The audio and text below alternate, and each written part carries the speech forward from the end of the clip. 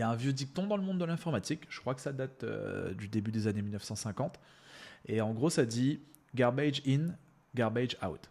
En gros, déchets à l'entrée, déchets à la sortie. Je suis sûr que tu as déjà entendu ça.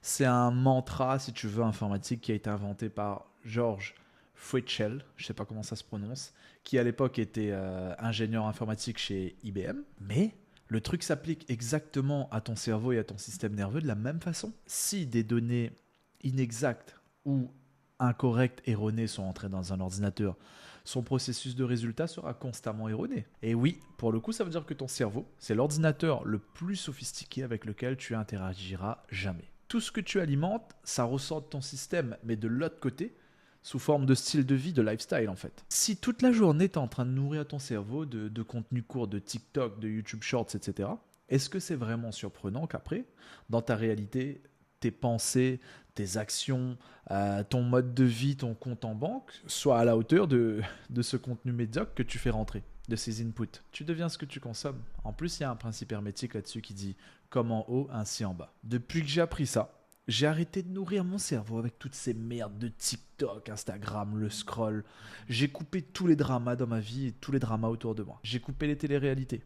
Enfin, j'en regarde depuis des années, mais là j'ai complètement obligé ma femme et mon fils à arrêter de regarder ces merdes. J'ai coupé les cycles, tu sais, actualité 24 heures sur 24 qui est en train de te dire que la fin du monde arrive et juste après, page de pub. J'ai coupé tout le contenu qui me provoquait de la colère, tout le contenu qui me provoquait de l'angoisse sur la guerre, etc. En fait, j'ai tout simplement coupé la rhétorique de la cancel culture qui avait pour seul but de me maintenir dans un état en colère ou angoissé pour ou par des personnes que je connaissais même pas de la vraie vie. En vrai, on s'en bat les couilles de ce qui arrive à Nabila ou que Booba clash Maître Gims. Tous ces contenus que tu vois là, c'est du divertissement. C'est pour t'abrutir, c'est pour détourner ton attention.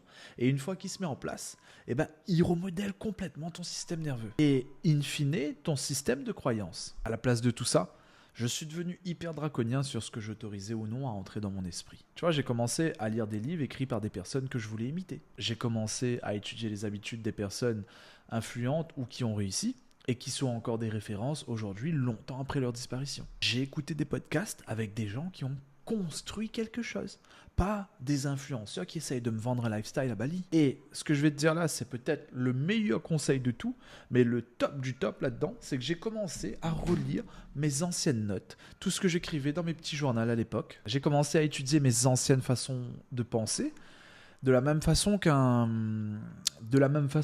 développeur analyserait ses lignes de code pour comprendre qu'est-ce qui est défectueux ou pas. Je te le jure, tu serais surpris de savoir ce que tu peux apprendre sur toi-même, surtout si tu fais attention au schéma que tu as écrit de ta propre main. Le principe ici, il est simple.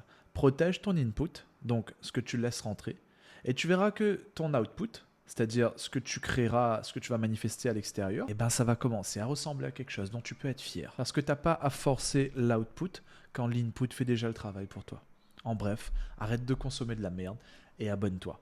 Et si jamais tu veux que je t'aide à faire ce travail en one-to-one pour manifester la réalité que tu veux, je t'ai mis un lien dans la description, tu remplis le formulaire, et si je vois que ça peut matcher entre toi et moi, je t'appelle et on bosse ensemble. Peace, c'était Chris.